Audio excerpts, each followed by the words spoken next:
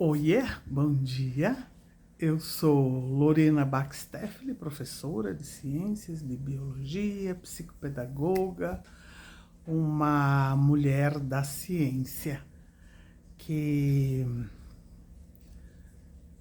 viveu a maior prova de vida que uma pessoa pode ter, que é ter tido câncer. Eu tive um timoma, fiz quimioterapia, radioterapia, fiquei careca, vivi tudo aquilo que a gente é provado a experimentar num tratamento desses. E a gente sabe que quem entra nessa bolha não sai nunca mais, né? Vivo, pelo menos, não sai, porque o resto da vida a gente tem que ficar muito atento, um fato que não acontece quando a gente não vive uma experiência dessas. Mas foi uma experiência muito enriquecedora, uma experiência que me ofereceu tanto que eu decidi gravar esses vídeos e socializar todas as vivências que eu tive com essa doença, que se tornou o maior aprendizado da minha vida. Eu tenho 3 filhas, agora 2 netos, setentei esta semana. Estou muito emocionada, muito feliz com esse marco da minha vida, de ter chegado aos 70 anos saudável, bonitona, de cabelo crespo maravilhoso, que eu me assumi crespona. E hoje, no Dia da Mulher, eu voltei a gravar, né? Que em janeiro e fevereiro eu não gravei, porque nasceu a Martina. A gente já tem o João Gabriel e agora recebemos um presente bem pertinho do Natal, que foi a Martina, o nosso bebezinho que está com 2 meses e meio. E foi esse o tempo em que eu me dedicarei integralmente ao fato de ser avó dos meus 2 netos. Sou casada, fui professora de biologia, quer dizer, como fui, sou professora de biologia até morrer, e eu sempre disse que se 1000 vezes eu nascer, 1000 vezes professora eu quero ser, em função da linda missão cumprida uma vida toda e ainda até hoje, cuidando da minha gurizada sempre dentro do possível. Eu demorei para gravar e eu pensei muito em como abordar esta questão, sendo eu uma mulher da ciência, como eu poderia traduzir o que eu vivi através de uma fala sobre o poder da oração. Eu sou uma mulher da ciência. Quando eu estive doente, a comunidade inteira com a qual eu trabalhei a vida toda, com os filhos de muitas gerações, se colocou a rezar e a ter fé e a pedir pela minha saúde. Era mágico. Eu sentia aqui na nuca um arrepio, uma energia, uma força. Voltou a sensação. Às vezes eu estava me estrebuchando, vomitando, quase me entregando, e chegava essa energia que eu sabia que era da oração, porque eu vivi um outro fato muito importante, que a minha mãe teve uma infecção óssea de joelho, ela tinha um desgaste muito grande, e eu passei a noite cuidando dela, mas ela chorando alto de dor e aquele joelho vermelho quente, quente. Ela estava com uma bactéria instalada na articulação e ela fez muito líquido ali e estava muito inchado e tinha que esperar desinchar para tomar uma providência, e isso seria só através de antibiótico. Passei a noite com ela, foi uma noite muito difícil. E eu saí desta noite direto para a sala de aula. E eu tinha aula com a 5ª série na Escola Marianinha. E eu entrei com uma olheira enorme, branca, batida. E os alunos, que eu entrava sempre num auê, né, na sala de aula, me disseram: "Ô, prof, quem que te atropelou?" E eu contei. Eram mais ou menos umas 10 horas da manhã, eram 10h20 da manhã, quando a gente entrava do recreio. Era essa turminha que percebeu o meu estado deplorável E eu contei a história do joelho da minha mãe e disse que eu acreditava muito em oração de criança, especialmente. Então, eu pedi para que a gente fizesse uma oração e mandasse a energia para minha mãe. Eu sabia onde ela estava deitada e eu mentalizei ela. Eu pedi para eles mandarem essa oração para mim, que eu enviaria para minha mãe. Foi tudo intuitivo. As crianças fecharam os olhos, cruzaram as mãos, assim ou assim, e me mentalizaram com certeza absoluta, porque eu senti um calor, a roupa grudou no meu corpo, eu transpirei muito, e eu mentalizei a minha mãe e o joelho dela, onde ela estava. Isso aconteceu e eu mandei toda essa energia das crianças para o joelho dela. Terminada a aula, eu fui direto lá para minha mãe para ver como ela estava. E ela estava sentada na cadeira, almoçando, e ela me disse: "O que é que tu fez hoje?" Eu disse: "Mãe, como assim? O que eu fiz?" "Eu não sei." Ali pelas 10 e pouco, eu estava com uma dor absurda e veio um calor muito grande no meu joelho. Eu não sei porque eu sabia que era tu. Tu fez alguma coisa nesse horário? Eu desatei de uma choradeira, porque eu disse para ela assim: "Mãe, os meus aluninhos rezaram por ti. E eu mandei essa energia forte pro teu joelho, tu recebeu?" Ela disse: "Meu Deus, foi como tirar a dor com a mão. Olha como eu tô melhor." Ai, gente, não tinha acontecido tanta coisa naquele joelho pavoroso, vermelho, inchado, quente, e ele estava menos quente. Ele tinha desinchado um pouco, e os céticos dirão: "Viajou, prof." Não, eu sou da ciência. Eu fiz essa observação. Voltei e contei para os meus queridinhos da capacidade que eles tiveram de reduzir a dor de um joelho distante. Eu preciso contar isso, porque eu vou falar hoje sobre o poder da oração através da ciência. Foi colocado uma pessoa de fé num aparelho de tomografia, visando a observação do cérebro. Isso foi feito aqui no Brasil. Tem registros, é só procurar no YouTube.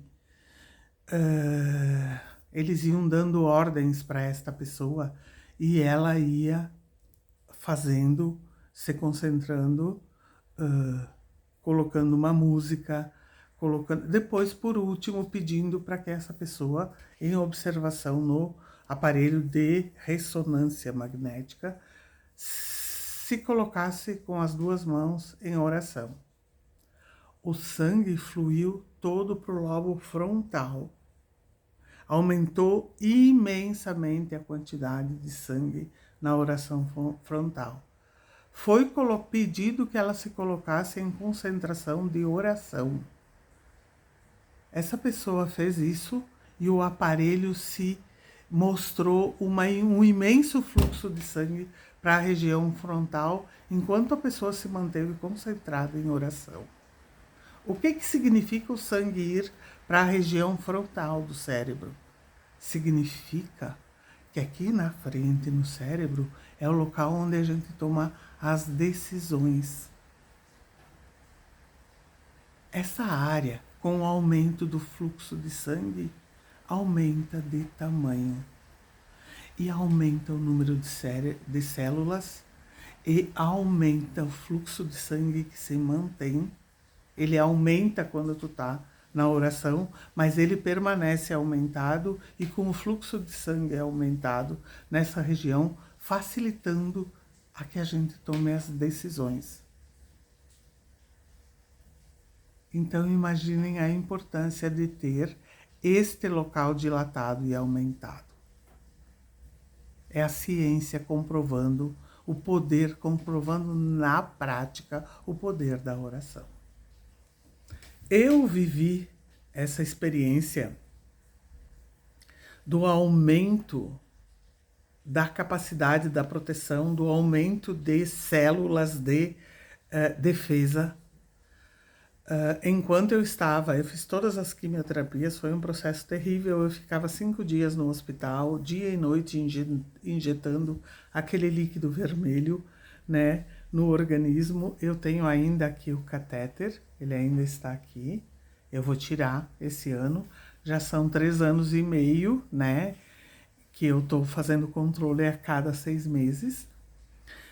Abençoado o catéter, abençoada a quimioterapia, eu acolhia a cada tratamento, agradecendo imensamente, pedindo que aquele remédio fosse para o seu objetivo real, que era a cura.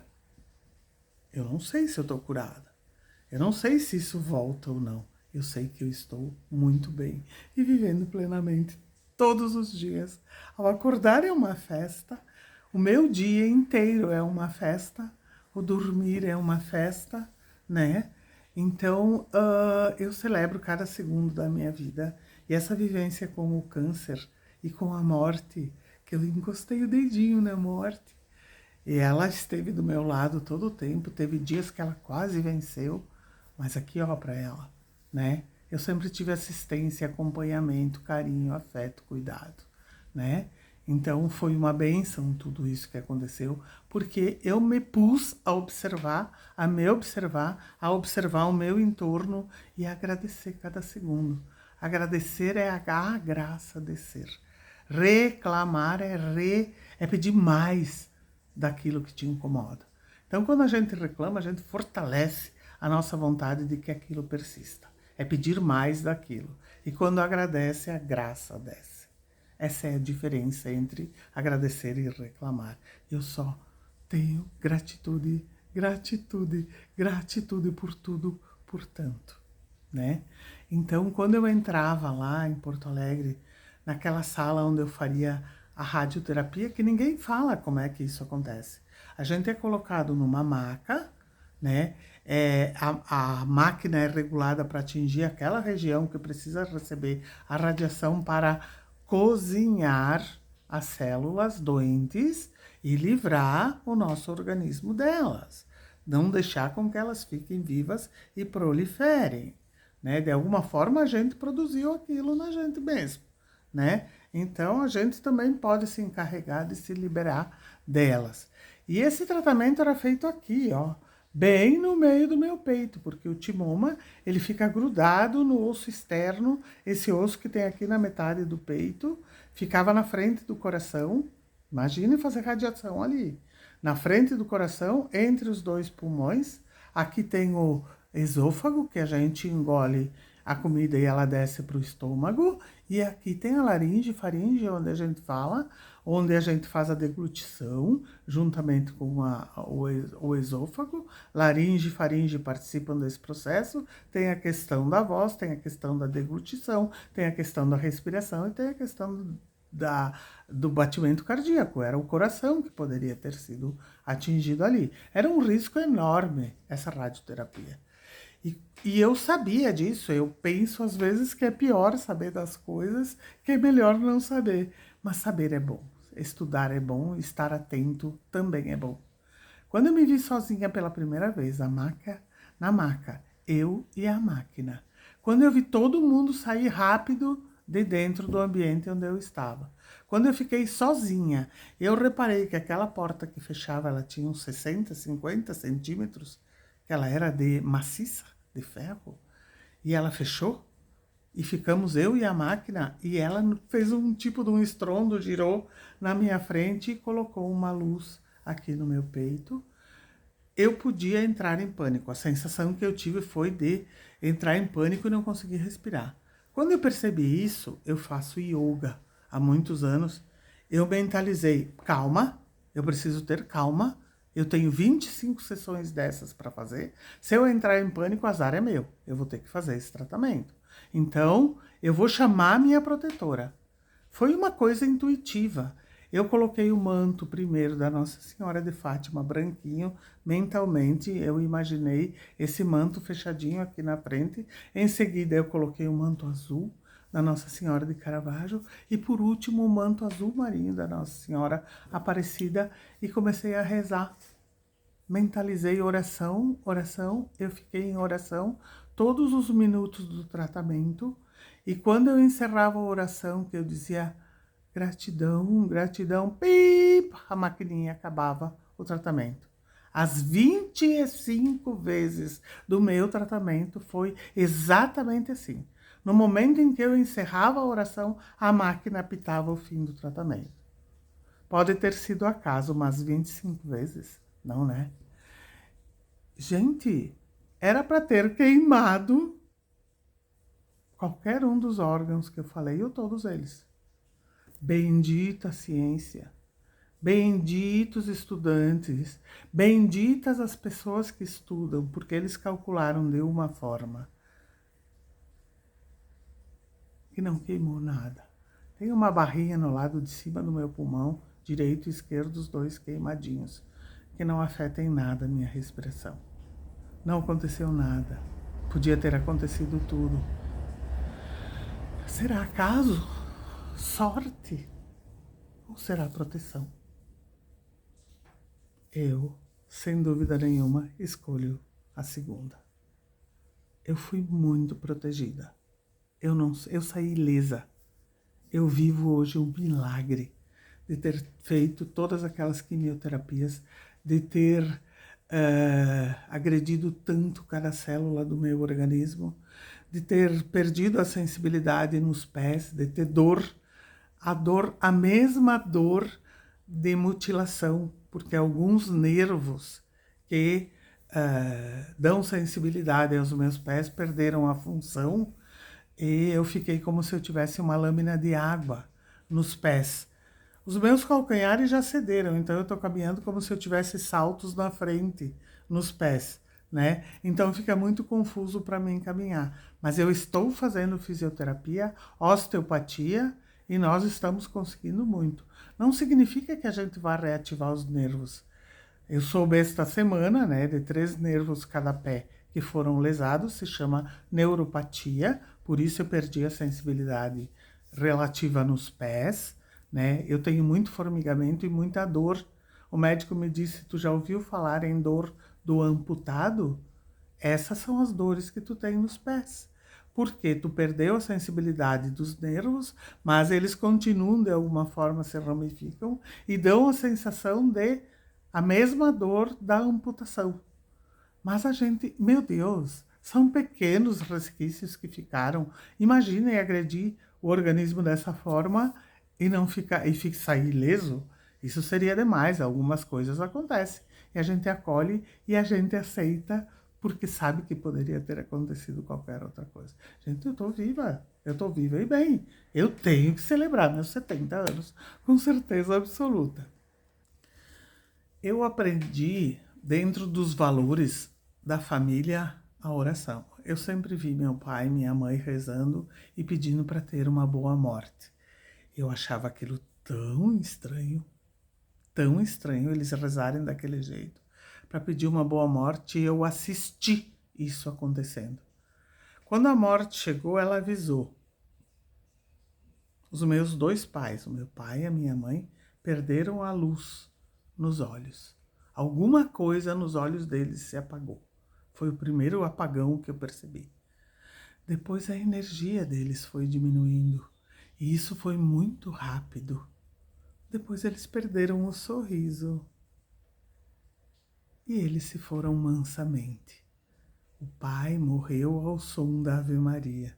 E ele sapateou, porque ele foi e voltou muitas vezes. Ele chegou a ficar 20 minutos sem batimento e eles dando choques, ele voltou novamente 20 minutos depois. Imagina a lesão de um cérebro, 20 minutos sem oxigênio.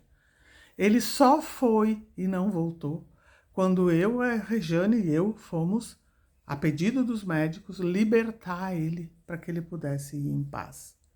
Quando nós estávamos liberando ele para a partida dele, dolorosamente fazendo isso, tocou a Ave Maria no São Pellegrino e a gente ouviu e viu ele partir serenamente. Tem que agradecer, né? E é verdade, a gente quando reza a Ave Maria, não presta muita atenção. Agora e na hora de nossa morte. Amém. Vamos prestar atenção nessa partezinha da Ave Maria. Aliás, aprendi que as duas orações mais importantes que Nossa Senhora e que Jesus pediu são as orações do Pai Nosso e as orações da Ave Maria. Ave Maria, estou estudando essa mulher. Quem é esta mulher que recebeu o Espírito de Jesus no seu ventre, que ficou 9 meses no seu ventre e que deu à luz a um Jesus, a um menino que mudou a história, dividiu a história antes e depois dele, antes de Cristo e depois de Cristo. Veio um padre fazer uma palestrinha para os nossos alunos, buscando meninos para o seminário, e falou de um Jesus que eu desconhecia. Eu saí à cata de quem foi esse homem,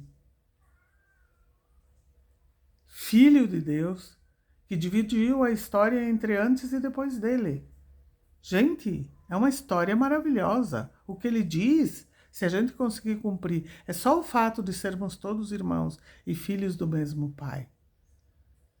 Eu sou da ciência, eu vou repetir isso 1000 vezes. Mas quanto mais eu estudava as relações entre todos os seres vivos, as plantas precisam do nosso gás carbônico para produzir energia e oxigênio para nós. Quando eu percebi a cadeia alimentar e a intensa ligação entre todos os seres vivos, eu visualizei, não sou doida, um emaranhado de fios luminosos na natureza, nos ligando a ela.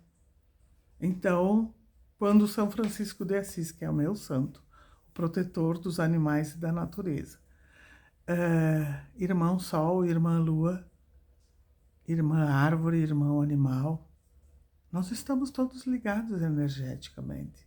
Nós somos todos irmãos. Ninguém é melhor do que ninguém. Ninguém tem direitos acima dos outros. Para isso foram criadas as leis, para isso existem os valores universais que foram transmitidos de geração a geração e são mais válidos que nunca.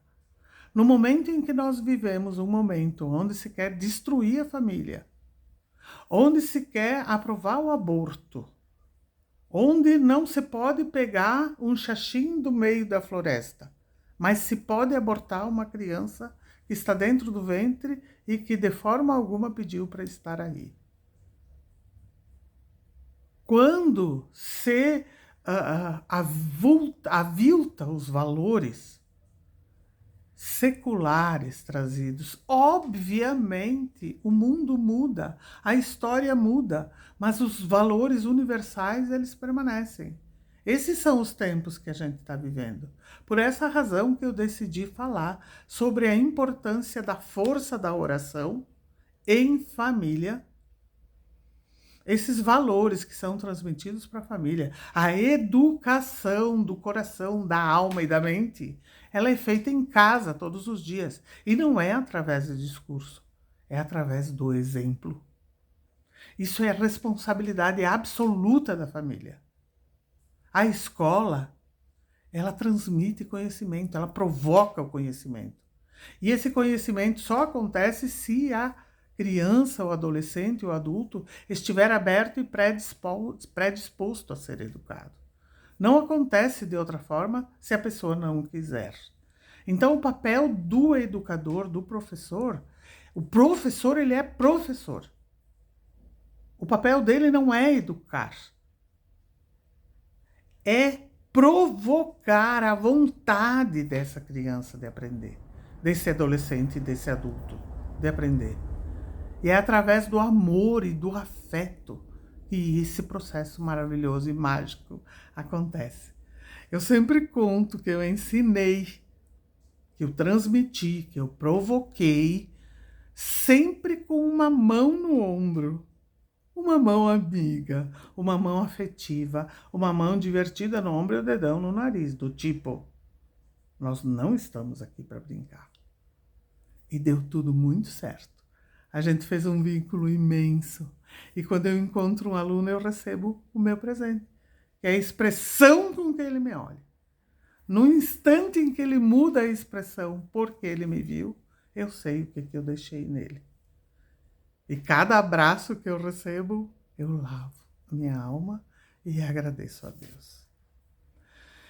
Eu vou terminar essa conversa que ficou um pouquinho comprida, citando uma frase do Papa João Paulo II.